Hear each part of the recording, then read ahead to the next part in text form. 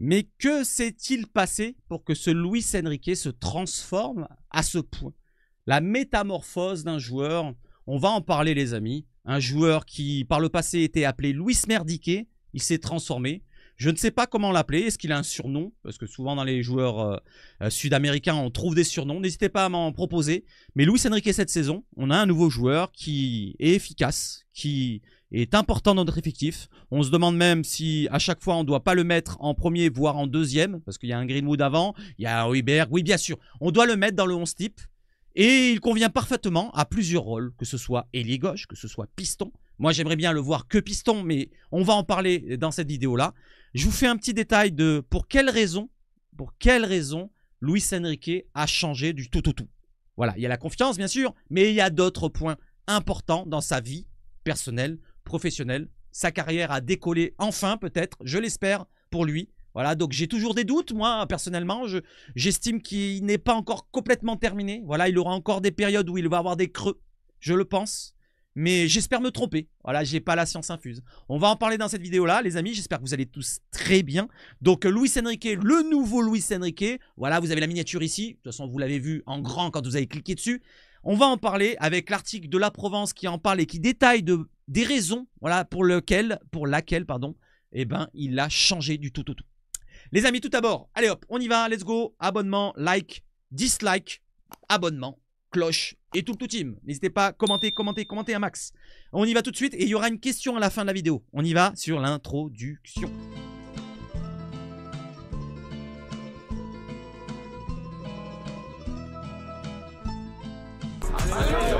Et allez l'OM! Et tout d'abord, Luis Enrique nous arrive dans l'année 2020-21. En début de saison, c'était au mois de septembre, il arrive en fin de mercato, et derrière, on nous dit que c'est un attaquant. Donc la surprise pour André Villas-Boas, qui dit que non, c'est pas un attaquant, il se passe des choses, il dit c'est une pépite, et ci et là, voilà, il y a un imbroglio avec Longoria qui s'entend pas très bien avec le coach part, il a un changement, il revient donc avec Sampaoli, parce que Sampaoli lui donne du temps de jeu, avec Villas-Boas il n'avait pas beaucoup de temps de jeu pour cette première saison, et derrière il commence à convenir dans ce rôle de piston, et c'est pour laquelle que moi j'aimerais bien le voir en rôle de piston.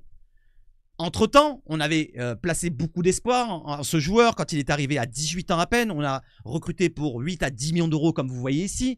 C'était un recrutement particulier parce qu'on avait une Ligue des Champions et on n'avait pas vraiment d'argent à investir.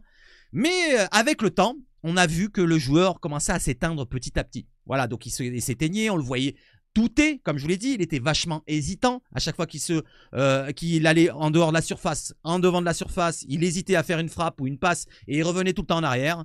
On a commencé à perdre patience avec ce joueur-là. On l'a prêté à Botafogo. Il s'est refait une santé. Voilà, donc Botafogo qui a fait son petit système de non, on va pas lever l'option d'achat, voilà, parce que finalement il fallait prendre 50% et du temps de jeu pour le joueur. Et ben ils l'ont pas monté jusqu'à 50% du temps de jeu, ils l'ont arrêté juste avant. Et derrière, l'OM l'a repris. Ensuite, on a eu l'époque Jean-Louis Gasset qui lui a fait beaucoup de bien, qui lui a fait énormément de bien. Il a relancé, il a donné de la confiance. Il y a eu la naissance de ses enfants qui ont donné beaucoup de confiance, qui ont mis de la maturité. Et avec cette confiance, ce regain de forme et ce prêt qui a été intéressant du côté de Botafogo, on a retrouvé un joueur qui, cette année-là, cette année qui commence maintenant, après l'année 2023-24 qui était compliquée, même s'il est revenu avec Gasset, comme je vous l'ai dit, il a pris de la confiance. Il termine cette saison avec Gasset. Il arrive maintenant avec De Zerbi. De Zerbi lui donne confiance. Il le met titulaire d'entrée dans cette saison. Et il répond présent sur le terrain. Il marque des buts. Il fait des passes décisives. On va en parler les amis. Donc il arrive, comme je vous l'avais dit, en 2020-21. Cette année maintenant, on en est en 2024-25. Ça fait 4 ans quand même qu'il est chez nous. Voilà, ça fait la 4e année. On l'avait prêté entre deux, mais ça fait 4 ans qu'il est chez nous quand même. Il a 22 ans. Il va avoir 23 ans le 14 décembre. Bientôt, c'est son anniversaire. Donc bon anniversaire à toi, Luis. Dans pas longtemps. 1m81, donc on s'en fout de ça. Par contre, il y a un truc qu'il faut regarder, c'est que il a pris de la valeur. Cette année, il a commencé la saison à 8 millions de valeur et il est déjà désormais à 12 millions. Donc à combien il va terminer cette saison? On verra bien. En tout cas, il nous fait une excellente saison. On voit ses stats, 13 matchs, 6 buts, 4 passes décisives. Il fait partie des top 3 des joueurs en tant que stats. Voilà, il y a Barcola qui est premier, je crois qu'il est 2e ou 3e avec Greenwood, égalité il me semble. Donc c'est parfait pour un début de saison, pour un joueur qui avait besoin de confiance. Et tant qu'il a la confiance, je pense qu'il va élever encore son niveau. Ça peut encore élever. Voilà, il peut encore faire mieux. Il peut encore provoquer encore plus. Il a le physique, il a la technique. il a la vitesse, il a tout ce que tu veux. Et il a même peut-être un jeu aérien qu'on n'a pas encore vu. Mais j'en attends encore beaucoup de Luis Enrique. Et on va en parler, les amis. On y va sur le petit article. Allez, on y va. Let's go. Alors pardon, excusez-moi. L'article de la Provence. Acheté en 2020, comme je vous l'ai dit, puis prêté à Botafogo, le Brésilien Luis Enrique confirme enfin les espoirs placés en lui par un certain Pablo Longoria. Entre travail invisible, soutien des dirigeants de l'OM et pression de son entourage, il a enfin franchi un palier et s'impose comme un rouage essentiel de De Zerbi. Explication. Son nom résonne dans les médias du Brésil depuis quelque temps. Il est né en 2001 et brésilien, joue sur l'aile droite et a une cote d'enfer. Les supporters de Botafogo ont eu les yeux de Chimène pour celui qui se distingue par ses buts décisifs. Lui, c'est Luis Enrique. Oui, Luis avec un Z final à la première moitié de son patronyme et non un S. À Rio, il n'est pas question de l'attaquant de l'OM formé à l'Académie Carioca, dont les performances en Provence, pourtant déroutantes et déterminantes cette saison, passeraient presque inaperçues, mais de son homonyme qui vient de conquérir la Copa Libertadores et revêt le maillot auriverde depuis septembre. La Ligue 1 a perdu de sa superbe depuis cet été et le départ de Kylian Mbappé tête de noisette vers le Real Madrid. Elle est moins visible, moins suivie et la métamorphose du natif de Joao Pessoa est uniquement scrutée par les observateurs les plus avisés du football européen. Travail invisible. On va voir pour quelles raisons il a métamorphosé son jeu au total, quoi. Voilà, on n'a plus le même joueur. Travail invisible. J'ai du mal. Et pourtant, Luis Enrique, l'Olympien, n'est plus le même. Il avait amorcé un semblant de mue sous la férule de Jean-Louis Gasset. Quelques semaines après son retour de prêt de Botafogo, en début d'année 2024, s'attirant les louanges du septuagénaire.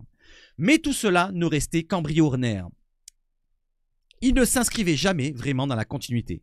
Essuyant les critiques et les erreurs, peut-être parce qu'il était trimballé aux quatre coins du terrain, ce qui n'a pas empêché l'OM de toujours croire en la première recrue de l'ère Longoria, au point de batailler pour arracher sa prolongation de contrat, conclue en août 2028. L'état-major marseillais, convaincu de ce potentiel et rassuré par ses prestations lors de son prêt à Botafogo, ne l'a pas lâché d'une semelle pendant des semaines, voire des mois, pour lui marteler sa confiance, lui rappeler tous les efforts qu'il devait consentir pour franchir un cap. Enfin, et oui, enfin, notamment au niveau du travail invisible, du poids, de la récupération. Donc il a fait beaucoup d'efforts, que ce soit physiquement, mentalement, avec aussi son poids, voilà, qu'il a régulé, sa récupération, et derrière, le fait qu'il ait prolongé à l'OM, ça lui a donné un regain de confiance, et il a changé tout au tout.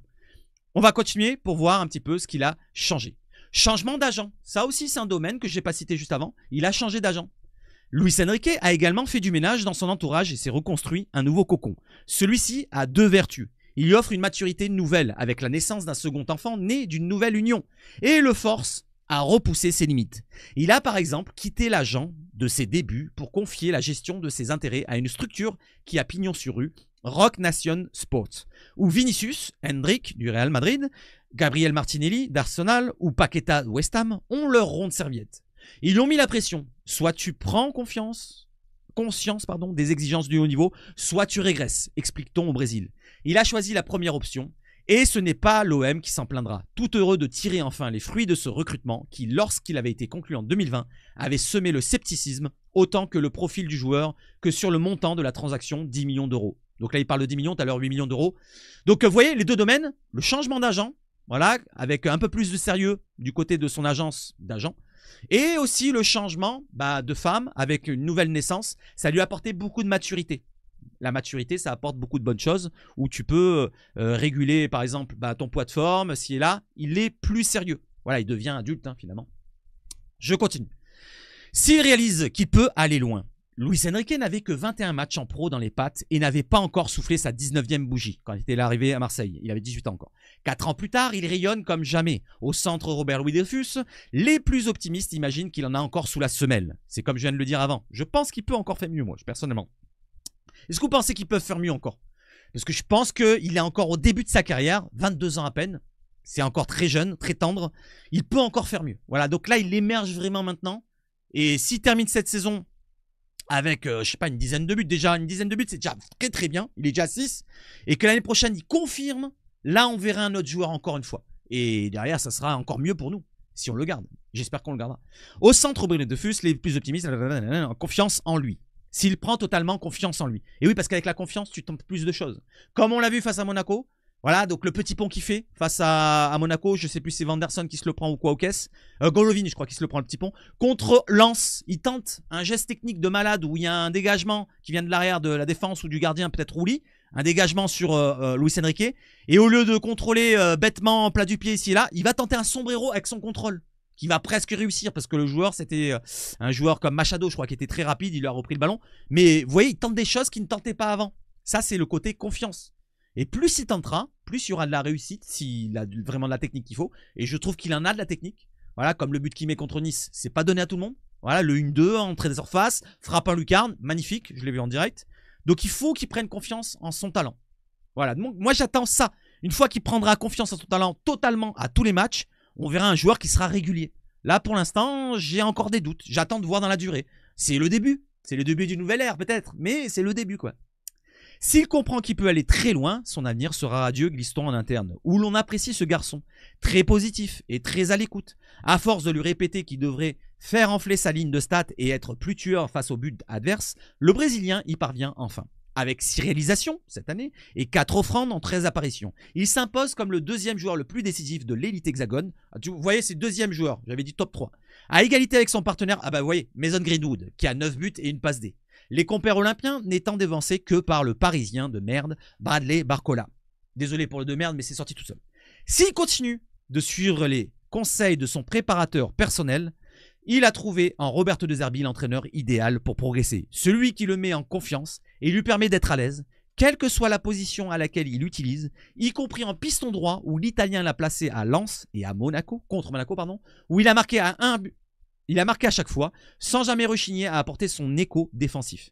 Et oui, parce que c'est un joueur qui a du coffre, c'est un joueur athlétique. Comme je vous l'ai dit, par rapport à un Jonathan Rowe, si on doit faire une comparaison, c'est un joueur qui a beaucoup plus le coffre pour être un piston. Voilà, par rapport à un Jonathan Rowe qui est plus dans l'explosivité. Voilà, il est plus petit, plus trapu et techniquement, j'ai l'impression que Jonathan Rowe a un peu devant, personnellement, je pense. Il est plus vif dans ses gestes.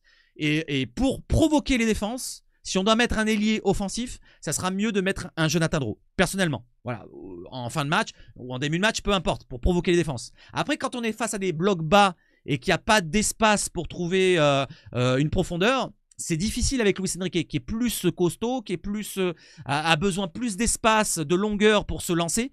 Et j'estime qu'en tant que piston, il a un rôle qui convient parfaitement à son profil physique. Donc, en piston, pour l'instant, ça fonctionne sur 2 matchs. J'espère le voir le plus souvent possible en termes de piston. Si on le voit en ailier, ça sera peut-être contre des petites équipes. Après, je peux me tromper, j'ai pas la science infuse, je suis pas un pro, mais de ce que je vois, de ce que j'analyse comme ça, voilà, vite fait, bien fait, je pense être pas loin de la vérité. N'hésitez pas à me dire ce que vous en pensez. Pour Luis Enrique, plus dans un rôle de piston plutôt que Jonathan Rowe. J'ai pas arrêté de vous le répéter depuis très longtemps que Luis Enrique, quand il était avec Sampaoli, je vous l'ai dit en début de vidéo tout à l'heure, il avait joué 10 matchs d'affilée et fait 5 passes décisives. Il a fait une grosse période. Fin d'année 2020-21, sa première année à l'OM. Il n'était pas encore terminé. C'était pas la deuxième année, ni même maintenant la 4e. Première année, on le met en piston et on voit qu'il y a quand même un changement. Au début, il était en ailier, il avait quelques minutes de temps de jeu, il réussissait pas, il marquait pas, il faisait rien du tout. Il avait marqué un but en Coupe de France contre Pim Pam Poum, Canet Rocheville, je crois. On le met en piston, 10 matchs d'affilée, il joue pratiquement tous les matchs entiers, hein, avec Sampaoli, et il réussit. Il fait des passes décisives, il est important pour le jeu. Et là, on le revoit maintenant 4 ans plus tard, un peu plus fini, un peu plus terminé, plus sérieux, avec la maturité de sa famille, de ses enfants, de ses enfants qui sont nés, du changement d'agence ici et là. Oui, bien sûr. Et la confiance qu'il a eue avec le nouveau coach, la confiance qu'il a eue en retournant au Brésil, en reprenant un petit peu de temps de jeu. Voilà, donc tout ça, ça a rajouté que maintenant le joueur est plus terminé. Donc maintenant, je vais dire piston, j'aimerais bien le voir encore en piston. Mais si tu me le mets en ailier et qui reprend de la confiance de plus en plus, peu importe où il sera, s'il tente, s'il prend confiance en lui, il réussira quand même. Voilà, il a quand même beaucoup de qualité ce joueur. Je continue. Y compris en piston droit où l'Italien l'a placé à Lens et contre Monaco, il a marqué à chaque fois sans jamais rechigner à apporter son écho défensif. C'est vrai, en plus qu'il défend. Il a beaucoup aidé Murillo contre Monaco. De quoi lui donner un peu plus le sourire, même si celui-ci quitte rarement le visage, comme vous l'avez vu en miniature, il sourit à chaque fois, c'est vrai. D'un Luis Enrique qui, s'il continue, va sans doute faire enfin parler de lui sur sa terre natale. Voilà, donc du côté du Brésil. Donc l'article était plutôt intéressant. Voilà, il y a tous les domaines qui sont abordés, que ce soit le personnel, Voilà, donc avec le changement de femme, avec la nouvelle naissance, deuxième enfant, avec le changement d'agence, voilà, un peu plus de sérieux. Voilà, la reprise en soi du poids, le côté sérieux de la préparation physique et mentale. Le changement avec le prêt qu'il a fait du côté du Brésil pour se redonner confiance ici et là. Et les changements de coach qui ont fait du bien avec l'arrivée de Gasset qui lui a donné beaucoup de confiance comme un grand-père. Et derrière De Zerbi qui lui redonne confiance. Beaucoup de choses. Donc 8 domaines que j'ai pris, là 8 points pour la transformation d'un Luis Enrique. Et maintenant c'est à lui de montrer tout l'étendue de son talent. Voilà les amis, j'espère que vous avez apprécié cette vidéo là. Elle est courte, je sais, 15 minutes. Voilà, donc on peut voir avec ses enfants, ça fait plaisir ces images là. On voit, ça c'est un des domaines que j'ai abordé. Et aussi ce domaine là aussi, la prolongation, j'ai oublié, c'est le 9e domaine. Prolongation aussi, voilà, donc prolongation à l'OM. Un regain de confiance, voilà, donc l'OM qui mise sur lui pour l'avenir 2028. Il reste encore 4 saisons, encore 3 saisons et demie on va dire. Et donc on espère que il va montrer encore tout l'étendue de son talent cette saison et l'année prochaine. Voilà, pourquoi pas. Et maintenant, je vais vous poser une petite question pour la fin de vidéo. Voilà, je vais vous la mettre juste en dessous. Hop, elle apparaît. Vendriez-vous cet hiver Luis Enrique pour 15 à 20 millions d'euros? Cet hiver qui arrive là. Le mercato commence le 1er janvier officiellement. Imaginez-vous sur la table, il y a une offre qui tombe entre 15 et 20 millions d'euros. Voilà, je suis un peu vague là. Je peux dire 20 si vous voulez, ou 15. Dites-moi, à partir de combien si vous voulez le vendre? Voilà, s'il y a une offre sur la table, à partir de combien vous le vendez? Et si à 15-20 millions d'euros, vous le vendez? Voilà, bon, après vous allez me dire un prix, c'est à vous de le dire. Voilà les amis, je pense savoir tout aborder avec vous. J'espère que vous avez apprécié la vidéo. On en refera si ça vous plaît. N'hésitez pas à me dire dans les commentaires. Ouais, c'est plaisant de faire des focus comme ça. C'est un peu plus court. Tu t'attardes juste sur un dossier. Comme ça, j'essaierai de faire ça plus propre la prochaine fois. Là, je suis en fin de nuit. Il est 5 h du mat pratiquement. Je travaille la nuit, donc vous inquiétez pas pour moi. Mais voilà, donc j'aurais dû le faire peut-être avant. Je voulais le faire avant. Je voulais le faire dans l'après-midi, carrément. Et vous l'envoyez hier après-midi. Mais je me suis dit, je vais attendre cette nuit d'enchaîner les 2 vidéos. Comme ça, je vous balance celle où il y a l'actu mercato et celle-ci. Voilà, n'hésitez pas à me dire si ça vous plaît. Hein. Les 2 formats différents. Enfin, les 2 formats. Un focus pour un joueur, pour un schéma, pour peu importe un sujet précis. Et une autre avec l'actu et mercato. Voilà, comme ça, on écarte les 2 et comme ça fait 2 vidéos au lieu d'une et comme ça c'est que mieux. Un autre sujet que je voulais aborder avec vous pour ceux qui sont arrivés jusque là, d'abord merci. D'abord n'oubliez pas, abonnez-vous, like, dislike si ça vous plaît pas, abonnement, cloche et tout le team, les commentaires en dessous. Et autre chose qui concerne l'abonnement, donc ceux qui sont pas abonnés et qui regardent mes vidéos, je vais vous montrer, regardez, ça c'est sur ma chaîne. Abonnés, 51,1% qui regardent mes vidéos. Non abonnés, 48,9% qui regardent mes vidéos. Donc si vous regardez et que vous n'êtes pas abonné, n'hésitez pas. C'est gratos. Je ne demande pas payer. C'est gratos. Pour les cloches, voilà, je cite encore. Pour ceux qui font les cloches, qui mettent les cloches, vous avez 22%, 22,4% qui cliquent sur la cloche quand elle apparaît. Donc s'il y a plus de 22%, plus il y aura de pourcentage, plus il y en a qui seront avertis. Donc, dès que vous avez la cloche, n'hésitez pas à cliquer dessus, s'il vous plaît, les amis. Ça donne la force à la chaîne. C'est pareil pour les hommes et les femmes. Donc là, c'est le dernier domaine. Les hommes et les femmes. Les femmes, qu'est-ce que vous faites là? Oh, je vous plais pas, quoi. Là, je rigole. Là, c'est pour rien. C'est juste pour la boutade. Et le dernier truc, c'était quoi? Bah, c'était la vidéo. Voilà, nouveau Luis Enrique. N'hésitez pas à me parler de Luis Enrique. Qu'est-ce que vous en pensez depuis le début de la saison? Et la prochaine fois, on fera un autre focus sur un autre joueur. N'hésitez pas à me proposer, tiens, un joueur sur lequel vous voulez faire un focus. Voilà, que je m'attarde dessus. Je vais prendre des stats ici et là. Et comme ça, j'en parlerai pendant 10 minutes, un quart d'heure. Là, je me suis peut-être un peu étalé. Mais c'est que mieux. Allez, vive le foot chez Savage Foot, surtout. Et surtout, et surtout, et surtout. Allez, l'OM.